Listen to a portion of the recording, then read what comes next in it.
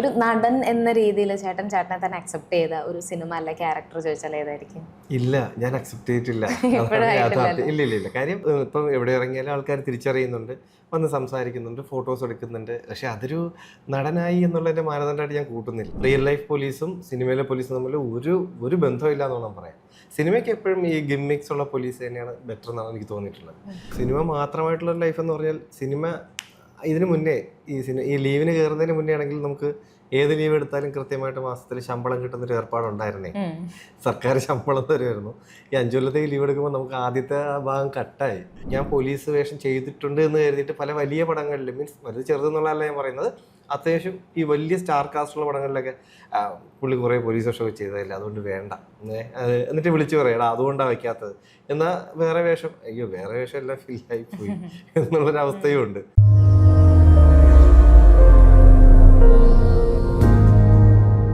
Cinema ഭ്രാന്തനിൽ നിന്ന് കൂടെ ഉള്ളത് ജിബിൻ ഗോപിനാഥാണ്, കാക്കിക്കുള്ളിലെ കലാകാരൻ അല്ലേ? എല്ലാ ഇന്റർവ്യൂവിലും ഇത് തന്നെ കേട്ട് ഇരിക്കുമായിരിക്കുമല്ലോ. ഞാൻ ആദ്യം തന്നെ പറയണമെന്ന് വിചാരിച്ചൊരു കാര്യം, ഞാൻ ട്രിവാൻഡ്രത്ത് പഠിച്ചുകൊണ്ടിരുന്ന സമയത്ത് 2021 എനിക്ക് തോന്നുന്നത്, ഞാൻ സെക്രട്ടറിയുടെ ഫ്രണ്ട് കൂടെ, പ്രസ് ക്ലബിലാണ് പഠിച്ചത്. അപ്പോൾ സെക്രട്ടറിയുടെ ഫ്രണ്ട് കൂടെ പോയപ്പോൾ ഞാൻ ജിബിൻ ചേട്ടനെ അവിടെ വെച്ച് കണ്ടു. അന്ന് ഞാൻ കണ്ടു. അപ്പം ഞാൻ അന്ന് ഇത് ആക്ടർ അല്ലേ, ഇത് എനിക്കറിയാലോ, ഇവിടെ ക്യാമറ ഉണ്ടോ, ഷൂട്ടിംഗ് ആണ്. അന്ന് എനിക്കറിയില്ലായിരുന്നു റിയൽ ലൈഫ് പോലീസ് ആണ്. പക്ഷെ അന്ന് ഇപ്പോഴും എനിക്കറിയില്ല അന്ന് ഡ്യൂട്ടിയിലായിരുന്നു, അത് എന്തെങ്കിലും സിനിമയുടെ ആയിരിക്കുമല്ലേ. അന്നാണ് ഞാൻ ആദ്യമായിട്ട് ജിബിൻ ചേട്ടനെ കാണുന്നത്, നേരിട്ട് കാണുന്നത്. സിനിമ എല്ലാം നേരിട്ട് കണ്ടു. പിന്നെ അപ്പൊ ഞാൻ ഇങ്ങനെ ചെന്നിട്ട് പറഞ്ഞു, ഞാൻ ആ ചേട്ടനെ അവിടെ വെച്ച് കണ്ടു എന്നൊക്കെ പറഞ്ഞിട്ട് പിന്നെ ഇരുന്ന് നോക്കി. അവിടെ നിന്ന് ഇപ്പം ഇന്റർവ്യൂ വരെ വന്നിരിക്കുന്നു. അപ്പൊ ഒരുപാട് സന്തോഷം അതില്. അപ്പൊ ഇപ്പം ലീവിലാണെന്നറിയാം. ഇനി എത്ര നാളും കൂടെ ഉണ്ട് ലീവൊക്കെ? 5 കൊല്ലത്തേക്കായിട്ടാണ് ലീവ് എടുത്തത്. ഇപ്പൊ 1 കൊല്ലം കഴിഞ്ഞു, ഇനി ഏകദേശം ഒരു 4 കൊല്ലം ഉണ്ട്. അതെ, നമുക്ക് പച്ച പിടിക്കാനുള്ള ടൈമാണ്. എങ്ങനെയുണ്ട് ലീവ് എടുത്തിട്ട് ഇപ്പൊ ഫുൾ ഓൺ സിനിമയിലേക്ക് ഇറങ്ങി കഴിഞ്ഞിരിക്കുകയാണ്? അപ്പൊ നേരത്തെ പല ഇന്റർവ്യൂലായിട്ട് ഞാൻ കണ്ടു, ഡ്യൂട്ടി ടൈമിൽ തന്നെ ഓരോ ലീവ് റീസൺസ് പറഞ്ഞ് ലീവ് ഉണ്ടാക്കി. പക്ഷെ റീസൺ അവിടെ പറഞ്ഞേ പറ്റുള്ളൂ, ഇപ്പം ഫുൾ ഓൺ ലീവ് ആയി കഴിഞ്ഞപ്പോഴത്തേക്കിന് സിനിമയ്ക്ക് വേണ്ടി മാത്രം, അതായത് കുറെ സിനിമകൾ ഇപ്പൊ പിന്നെ ലാസ്റ്റുള്ള ഇന്റർവ്യൂല് വരെ ഒരു 12ഓളം സിനിമകൾ ഇനിയും ഇറങ്ങാനുണ്ട് എന്നായിരുന്നു. അപ്പൊ എങ്ങനെയുണ്ട് ലീവ് എടുത്ത് കഴിഞ്ഞിട്ടുള്ള ഇപ്പം സിനിമ മാത്രമായിട്ടുള്ള ഒരു ലൈഫ് എങ്ങനെയുണ്ട്? അത് സിനിമ മാത്രമായിട്ടുള്ള ലൈഫ് എന്ന് പറഞ്ഞാൽ, സിനിമ ഇതിന് മുന്നേ ഈ ലീവിന് കയറുന്നതിന് മുന്നേ ആണെങ്കിൽ നമുക്ക് ഏത് ലീവ് എടുത്താലും കൃത്യമായിട്ട് മാസത്തിൽ ശമ്പളം കിട്ടുന്നൊരു ഏർപ്പാടുണ്ടായിരുന്നേ. സർക്കാർ ശമ്പളം തരുമായിരുന്നു. ഈ 5 കൊല്ലത്തേക്ക് ലീവ് എടുക്കുമ്പോൾ നമുക്ക് ആദ്യത്തെ ഭാഗം കട്ടായി. ഇപ്പൊ ആ ഒരു സാധനം കൂടെ നമ്മൾ മെയിൻറ്റെയിൻ ചെയ്യണം എന്നുള്ളതാണ്. അപ്പൊ അതിനനുസരിച്ചിട്ട് എനിക്ക് ഈ ലീവിൽ നിൽക്കുമ്പോൾ സിനിമ ചെയ്തേ പറ്റുള്ളൂ എന്നുള്ളൊരു വല്ലാത്തൊരു മാനസികാവസ്ഥയിൽ എത്തിയിട്ടുണ്ട്. കുടുംബം കൊണ്ടേ അവരെ നോക്കേണ്ട കാര്യമുണ്ടല്ലോ. അപ്പൊ സ്വാഭാവികമായിട്ട് അത്രയ്ക്ക് സിനിമകൾ നമ്മൾ സിനിമയിലേക്ക് എത്തുക എന്നുള്ളതാണ്. അപ്പം നമ്മുടെ പ്രൊഫൈൽ വെച്ചിട്ട് പുതിയ ആൾക്കാരിലേക്ക് നമ്മൾ ചെന്ന് കയറിക്കൊണ്ടിരിക്കുകയാണ്. പിന്നെ ഇങ്ങോട്ടേക്ക് വിളികൾ വരുന്നുണ്ട്. അപ്പം അങ്ങനെയാണ്. ഇപ്പം അത് നമുക്ക് കിട്ടിക്കൊണ്ടിരുന്നൊരു ശമ്പളം മിനിമം എങ്കിലും നമുക്ക് പിടിക്കുക എന്നുള്ളൊരു സാധനം. അപ്പം മിനിമം ഷൂട്ട് വേണം എന്നുള്ള ഒരു അത്യാവശ്യ ഘട്ടത്തിലാണ്. അപ്പം അത് കിട്ടുന്നുണ്ട്. ദൈവാനുഗ്രഹം കൊണ്ട് കൃത്യമായിട്ട് നമ്മൾ സിനിമകളിലേക്ക് എത്തുന്നുണ്ട്. അഭിനയിച്ചുകൊണ്ടിരുന്ന സിനിമകൾ അല്ലെങ്കിൽ റിലീസായ സിനിമകളൊക്കെ നല്ല വലിയ വലിയ വിജയങ്ങളായിട്ടുണ്ട്. അപ്പം അതിൻ്റെ ഒരു ഹൈപ്പുണ്ട്. ഈ വർഷത്തെ തന്നെ ഹിറ്റുകളുടെ ഭാഗമാവാനും, ഹിറ്റുകളുടെ ആദ്യത്തെ 6 മാസത്തേക്ക് വലിയ ഹിറ്റുകളുടെ ഭാഗമാവാൻ പറ്റിയില്ല. നല്ല സിനിമകളുടെ അതെ, സെക്കൻഡ് ഹാഫിലേക്ക് വന്നപ്പോൾ വാഴയും കിഷ്കിന്താണ്ടും അടുപ്പിച്ചടുപ്പിച്ച് വലിയ ഹിറ്റ് വന്നു. അതൊരു ഭയങ്കര സംഭവമായിരുന്നു. അപ്പൊ അതൊരു ഭയങ്കര റീച്ചിലേക്ക് നമ്മളെ എത്തിച്ചിട്ടുണ്ട്, നല്ല റീച്ചിലേക്ക് എത്തിച്ചിട്ടുണ്ട്. ഇപ്പം ചേട്ടൻ ഒരുപാട് സിനിമകളിൽ ഇപ്പോൾ ജൂനിയർ ആർട്ടിസ്റ്റായിട്ട് നിന്നു, അതല്ലാതെ ക്യാരക്ടർ റോൾസ് തുടങ്ങി.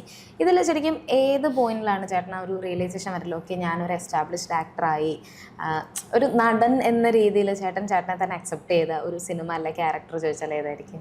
ഇല്ല, ഞാൻ അക്സെപ്റ്റ് ചെയ്തിട്ടില്ല. ഇല്ല. കാര്യം ഇപ്പം എവിടെ ഇറങ്ങിയാലും ആൾക്കാർ തിരിച്ചറിയുന്നുണ്ട്, വന്ന് സംസാരിക്കുന്നുണ്ട്, ഫോട്ടോസ് എടുക്കുന്നുണ്ട്. പക്ഷെ അതൊരു നടനായി എന്നുള്ളതിന്റെ മാനദണ്ഡമായിട്ട് ഞാൻ കൂട്ടുന്നില്ല എന്നുള്ളതാണ് യാഥാർത്ഥ്യം. എനിക്ക് എവിടെ നിന്നൊക്കെ പടം ചെയ്യാൻ കിട്ടുമോ അതൊക്കെ ചോദിച്ചു വാങ്ങിക്കുക, അല്ലെങ്കിൽ ഇങ്ങോട്ട് കിട്ടിയാലും സ്വീകരിക്കുക എന്നുള്ളതാണ്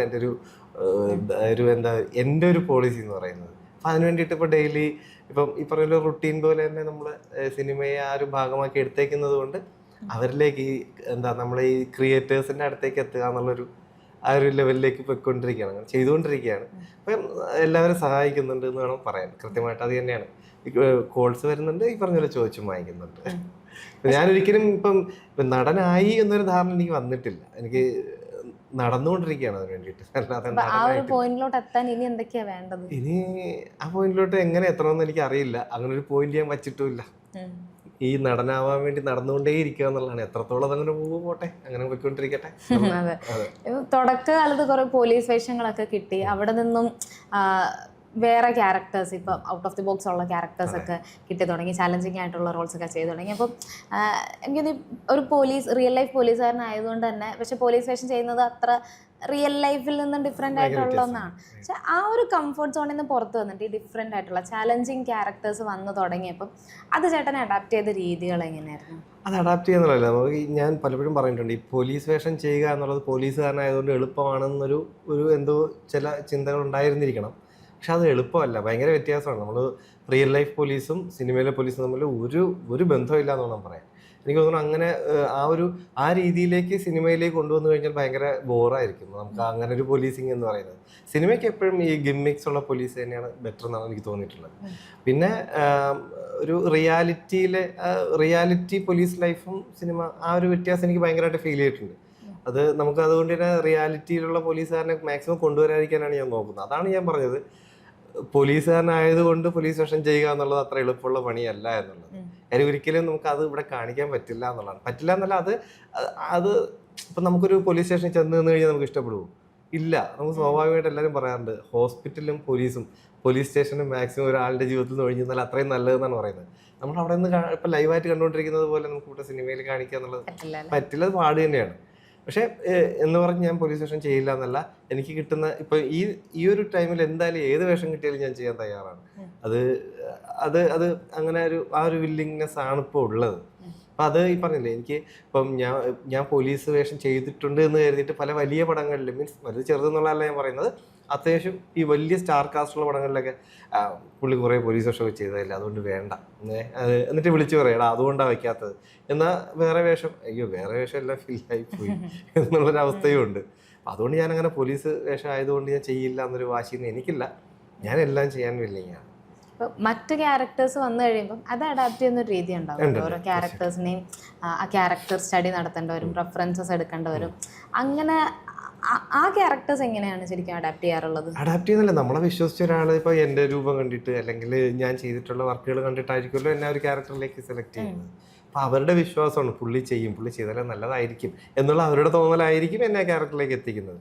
അപ്പോൾ അവർ എന്താണ് ഉദ്ദേശിക്കുന്നത് എന്നുള്ളത് നമ്മൾ മനസ്സിലാക്കി കഴിഞ്ഞാൽ, അല്ലെങ്കിൽ നമുക്ക് ഫ്രീ ആയിട്ട് ചെയ്യാനൊരു ഓപ്ഷൻ തന്നു കഴിഞ്ഞാൽ, ആ ക്യാരക്ടറിനെ ഞാൻ എങ്ങനെ എടുത്തിരിക്കുന്നു എന്നുള്ളതാണ് അതിനെ ഞാൻ കാണിക്കാൻ ശ്രമിക്കും. അല്ലെങ്കിൽ ഞാനത് കാണിക്കുമ്പോൾ അവർ പറയും ഇതെല്ലാം നമുക്ക് വേറൊരു സാധനം പിടിച്ചല്ലോ, ഞാൻ ഉദ്ദേശിക്കുന്നത് ഇങ്ങനെയാണെന്ന് പറയുമ്പോൾ നമുക്ക് ആ സാധനത്തിലേക്ക് ചെല്ലുക എന്നുള്ളതാണ്. എപ്പോഴും ഒരു ഡയറക്ടറുടെ ടൂളാണ് ആക്ടർ എന്ന് പറയുന്നത്. ഞാൻ അങ്ങനെയാണ് വിശ്വസിക്കുന്നത്. പുള്ളി എന്താണ് ഉദ്ദേശിക്കുന്നത് അപ്പോൾ അതിലേക്ക് നമ്മൾ ചെന്ന് കയറുന്നില്ല, അങ്ങനെ ഫ്ലെക്സിബിൾ ആവുക എന്നുള്ളതാണല്ലോ.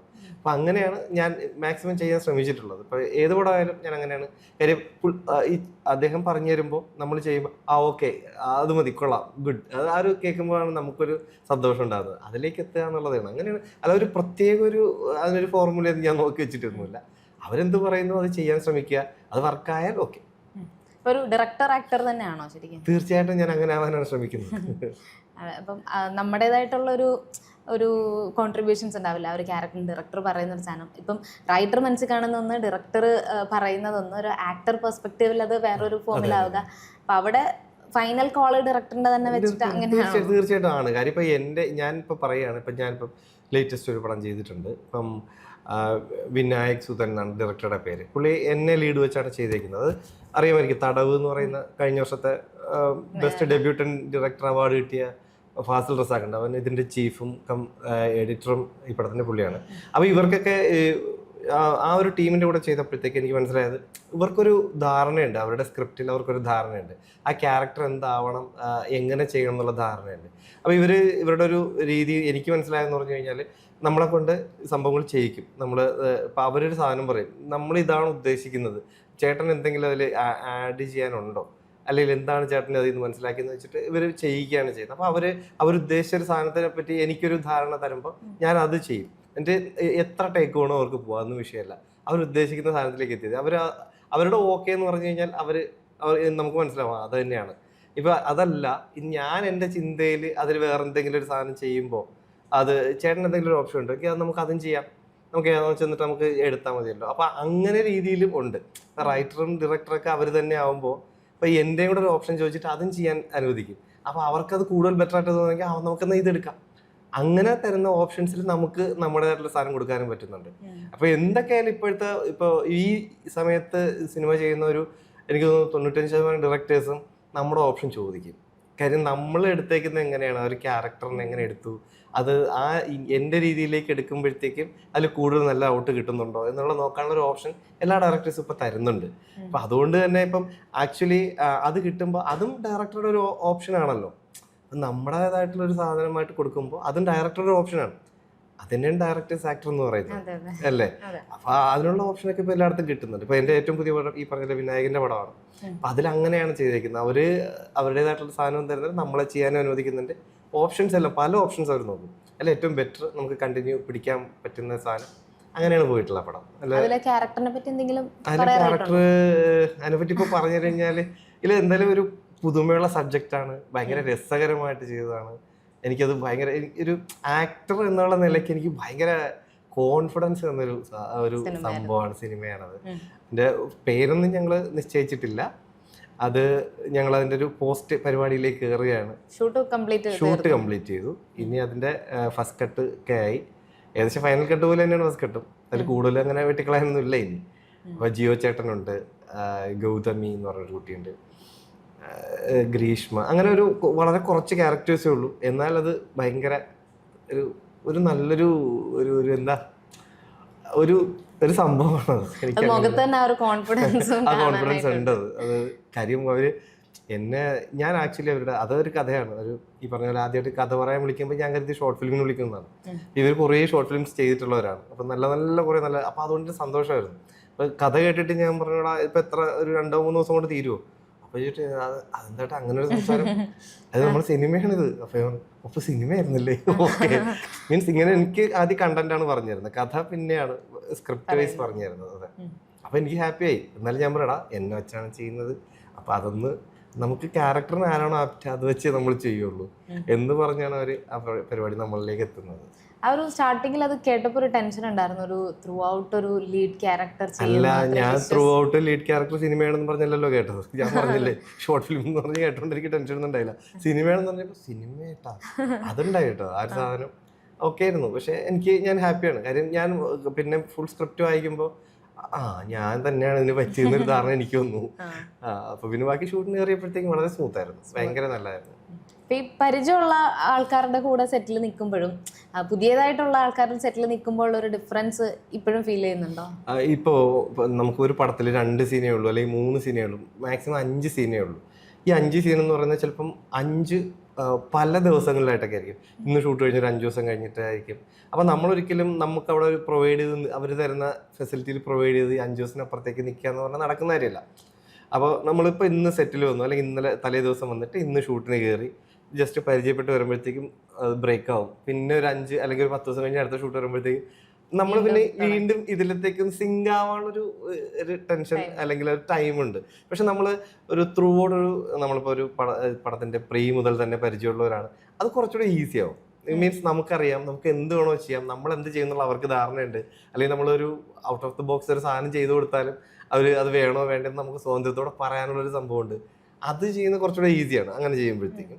ഇതിപ്പം മറ്റേത് നമ്മളിപ്പോൾ ഒരു കണ്ടിന്യൂസ് ഒരു 10 ദിവസം ഷൂട്ട് ഉണ്ടെന്നുണ്ടെങ്കിൽ ഒരു 2-3 രണ്ടാമത്തെ ദിവസമൊക്കെ ആകുമ്പോൾ തന്നെ ഏകദേശം ജെല്ലാവും. നമ്മൾ അതിൻ്റെ ഒരു സംഭവം ഉണ്ടാവാറുണ്ട്.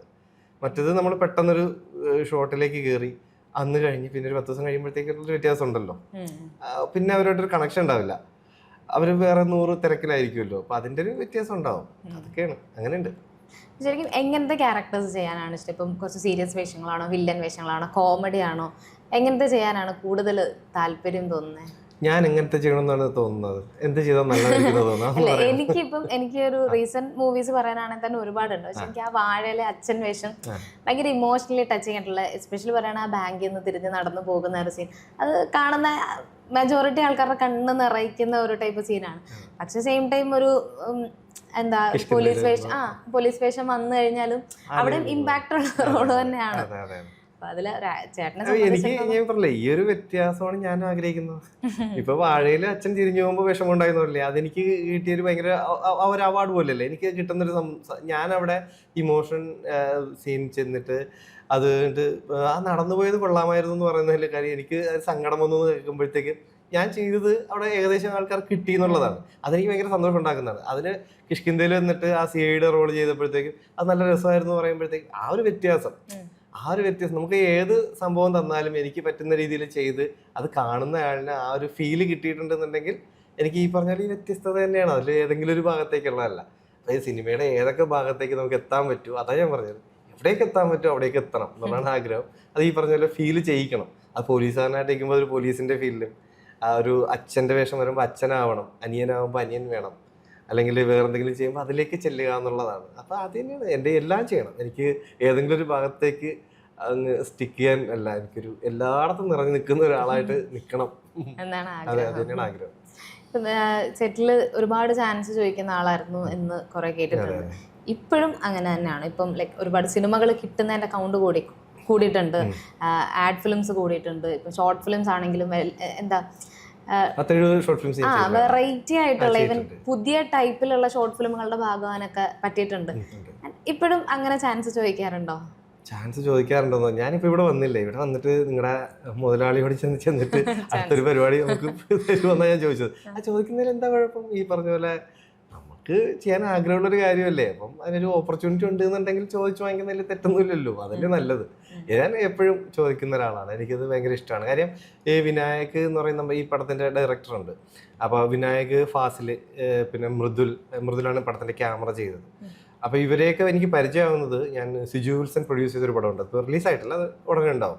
അപ്പോൾ അവരുടെ സെറ്റിൽ ഇവരുടെ ടീമിലുള്ള അമൃത എന്ന് പറഞ്ഞിട്ടൊരു കുട്ടിയുണ്ട്, അവൾ ആക്ട്രസ് ഒക്കെയാണ് കേട്ടോ. അപ്പോൾ എൻ്റെ വൈഫായിട്ട് ആ പടത്തിൽ എന്ന് പറയുന്നത് സിജു വിൽസന്റെ സഹോദരിയായിട്ട് അഭിനയിക്കുന്നത് ആ കുട്ടിയാണ്. അപ്പോൾ അമൃതയെ കാണാനായിട്ട് ഇവർ വന്ന സമയത്താണ് ഞാൻ ഇവരെ പരിചയപ്പെടുന്നത്, ഈ ഒരു ടീമിനെ പരിചയപ്പെടുന്നത്. അപ്പോൾ ഇവര് അടുത്ത പടത്തെ പറ്റി ആലോചിച്ചപ്പോഴത്തേക്ക് അമൃതയും ആ ടീമിലുണ്ട്. അപ്പം ഇവർ പല വലിയ വലിയ ആർട്ടിസ്റ്റുകളെ ആലോചിച്ചു കേട്ടോ, ഭയങ്കര വലിയ ആർട്ടിസ്റ്റുകളെ ഈ ഒരു ക്യാരക്ടറിലേക്ക് ആലോചിച്ചു. ഇങ്ങനെ ഓരോ ഓപ്ഷൻ ഇങ്ങനെ നോക്കിയിട്ട് പുള്ളി ചെയ്താൽ ഇതായിരിക്കും എന്ന് പറയുമ്പോഴത്തേക്ക് അമൃതയാണ് ഒരു ഓപ്ഷൻ കൊടുത്തതെന്നാണ് എന്നോട് പറഞ്ഞത്. നമുക്ക് ജിമിൻ ചേട്ടൻ നോക്കിയാൽ എന്താ, ജിമിൻ ചേട്ടൻ നമ്മൾ ചെയ്തിട്ടുള്ളതല്ലേ, പുള്ളി എങ്ങനെ ചെയ്യുന്നു നമുക്കറിയാമല്ലോ എന്നുള്ളപ്പോഴത്തേക്കും ഒരു ചർച്ചയിലേക്ക് ഞാൻ അങ്ങനെ ഒരു ബന്ധത്തിന്റെ പുറത്ത് വന്നതാണ്. എന്നിട്ട് പിന്നെ സംസാരിച്ചു, കഥ പറഞ്ഞു. അപ്പോൾ അവർക്ക് ഓക്കെയാണ്. അപ്പം അവരാലോചിച്ചപ്പോൾ ഓക്കെ, അത് പുള്ളി ശരിയാ ആയിരിക്കുമല്ലോ. അപ്പം അത്രയും എസ്റ്റാബ്ലിഷ്ഡ് ആയിട്ടുള്ള ഒരാളിനെ ചെയ്യുന്നതിനേക്കാൾ നമ്മുടെ കയ്യിൽ നിൽക്കുന്ന ഒരാൾ, അല്ലെങ്കിൽ നമുക്ക് വളരെ വളരെ ജെല്ലായിട്ട് പോകാൻ പറ്റുന്ന ഒരാൾ നമുക്ക് ഇത്രയും കമ്പനി ആയിട്ടുള്ളപ്പോൾ വേറെ നോക്കണോ എന്നുള്ള രീതിയിലേക്കാണ് എന്നിൽ എത്തുന്നത്. അപ്പം അതുകൊണ്ട് തന്നെ ഈ പറഞ്ഞ ഇവരോടുള്ള സൗഹൃദത്തിന്റെ പുറത്ത് വന്നതാണ്. ഇത് പറഞ്ഞാൽ ഓരോന്നിങ്ങനെ ഈ കിഷ്കിന്ധാണ്ടത്തിലേക്ക് ഞാൻ ചോദിച്ചു വാങ്ങിച്ചതാണ്.